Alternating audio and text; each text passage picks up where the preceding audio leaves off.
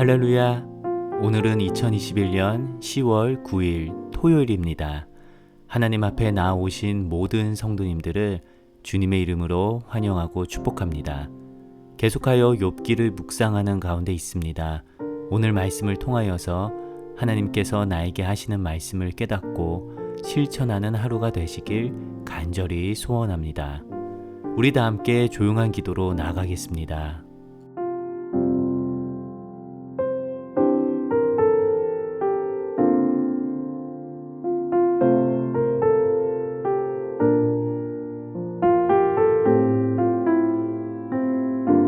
아멘.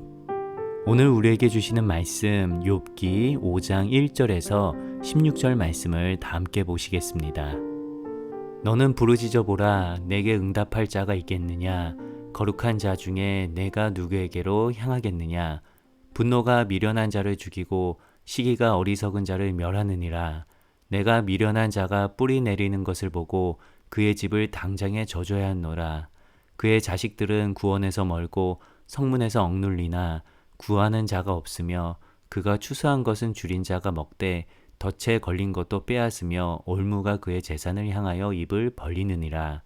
재난은 티끌에서 일어나는 것이 아니며 고생은 흙에서 나는 것이 아니니라. 사람은 고생을 위하여 났으니 불꽃이 위로 날아가는 것 같으니라. 나라면 하나님을 찾겠고 내 일을 하나님께 의탁하리라.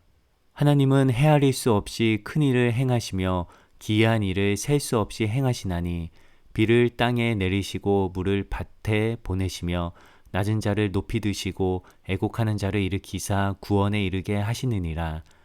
하나님은 교활한 자의 계교를 꺾으사 그들의 손이 성공하지 못하게 하시며 지혜로운 자가 자기의 계략에 빠지게 하시며 간교한 자의 계략을 무너뜨리심으로 그들은 낮에도 어두움을 만나고 대낮에도 더듬기를 밤과 같이 하느니라.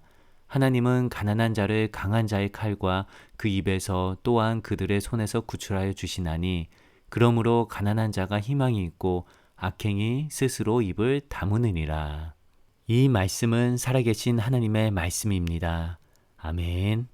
1986년 1월 28일에 있었던 일입니다. 미국의 우주 왕복선 챌린저호가 발사 후 1분 후쯤에 폭발을 하게 되었습니다. 아마 이 사건을 기억하시는 분들이 계실 겁니다. 저는 그때 나이가 어렸기에 나중에서야 이 폭발에 대해서 알게 되었습니다. 그 당시 챌린저호가 폭발한 사건은 매우 큰 충격을 주었는데요. 그 이유는 챌린저호 선원 중에 한 명이 그 당시 현직 교사였기 때문이었습니다. 수백 명의 아이들은 방송으로 폭발 장면을 목격하게 되었고 그 중에는 그 교사의 자녀도 있었다고 합니다. 그런데 더욱 안타까운 것은 이 폭발은 이미 예상이 되었고 예방을 할 수도 있었다고 합니다. 폭발이 있기 한 해 전인 1985년 7월경에 로저 보이스 졸리라는 엔지니어는 로켓의 부품에 큰 하자가 있다는 것을 발견했습니다. 로켓 부스터에 사용되는 링이 추운 환경에서는 제 기능을 발휘하지 못한다는 것을 확인한 것이죠. 그래서 그는 상관에게 그 사실을 이야기했습니다.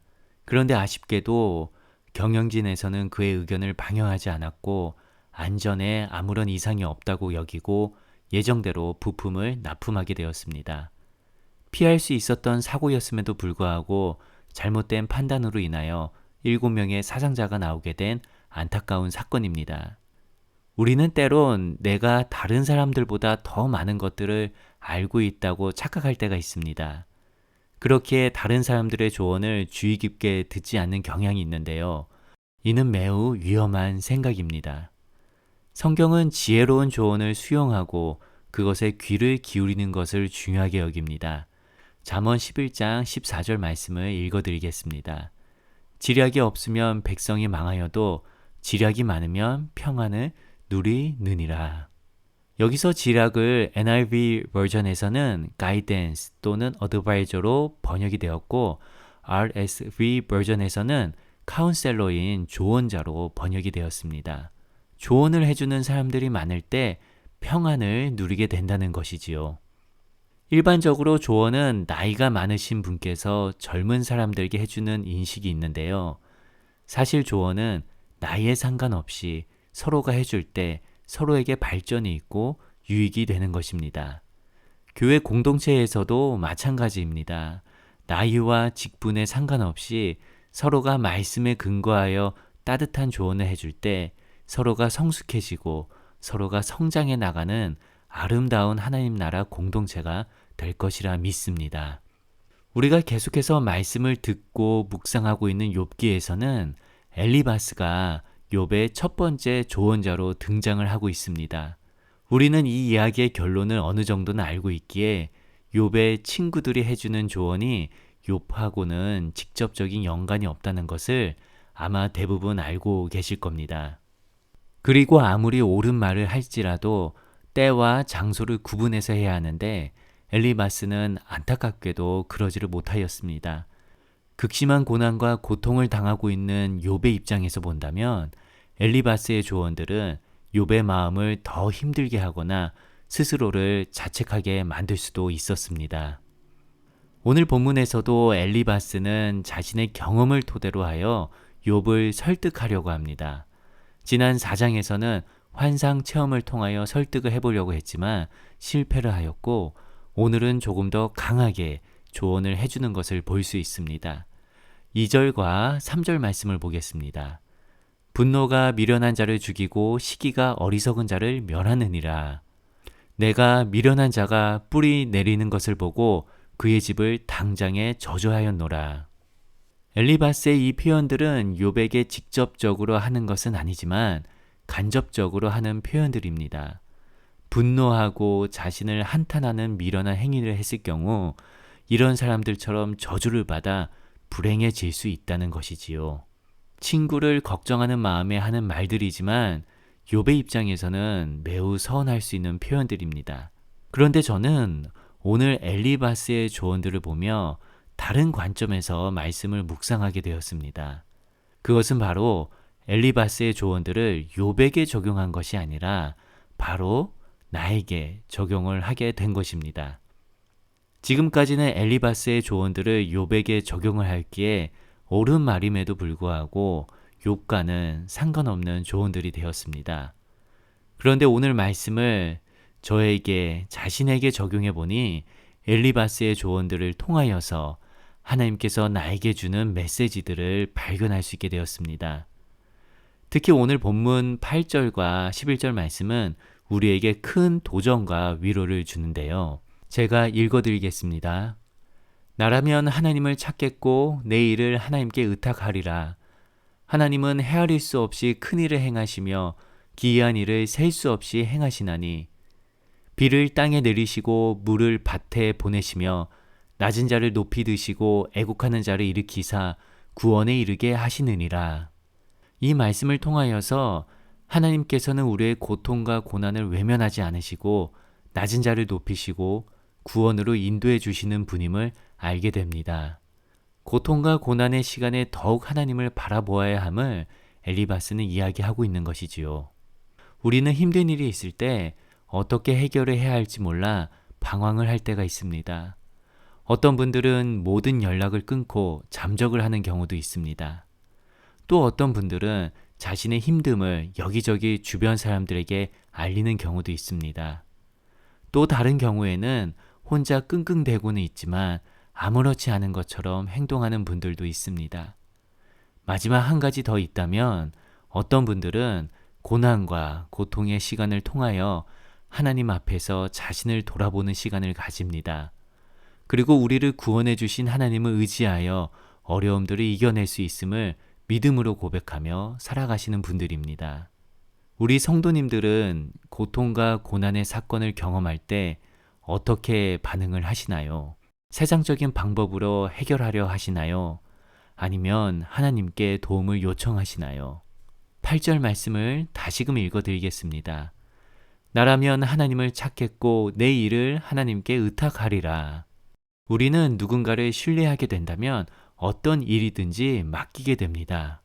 그런데 반면에 신뢰를 하지 못하게 된다면 한 가지 일이라도 제대로 맡기지를 못하게 됩니다. 이와 같이 우리와 하나님의 관계도 마찬가지입니다. 우리가 하나님을 신뢰한다면 우리의 모든 것을 맡길 수가 있습니다.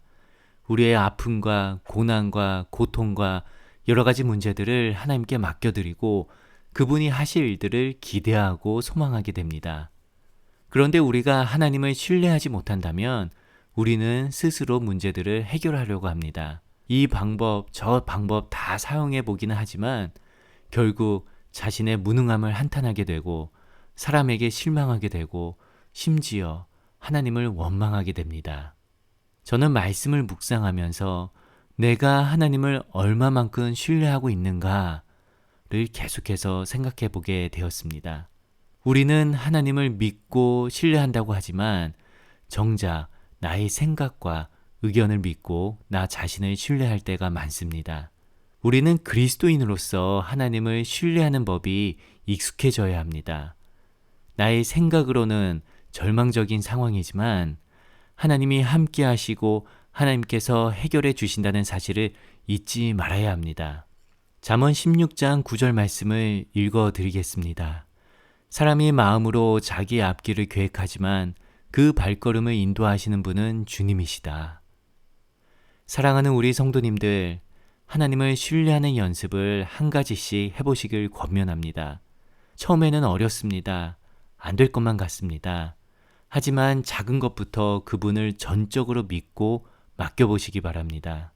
이러한 경험들이 쌓이고 또 쌓이게 되면 그것이 믿음이 되는 것이고 그 믿음은 여러분들이 하나님을 100% 신뢰하게 만드는 통로가 될 것입니다. 원하기는 하나님을 신뢰하여 고난과 고통의 상황들을 이겨내는 저와 여러분이 되시기를 간절히 축원합니다. 우리 다 함께 주기도문 하시며 주님 앞에 결단하며 나아가겠습니다. 하늘에 계신 우리 아버지여, 이름이 거룩히 여김을 받으시오며 나라의 임하옵시며 뜻이 하늘에서 이룬 것 같이 땅에서도 이루어지이다. 오늘날 우리에게 일용할 양식을 주옵시고 우리가 우리에게 죄 지은 자를 사하여 준 것 같이 우리 죄를 사하여 주옵시고 우리를 시험에 들게 하지 마옵시고 다만 악에서 구하옵소서. 대개 나라와 권세와 영광이 아버지께 영원히 있사옵나이다. 아멘. 오늘 이렇게 기도하며 하루를 살아가기 원합니다. 먼저 기도할 것은 주님, 내가 다른 사람의 조언을 들을 수 있는 귀를 허락하여 주옵소서.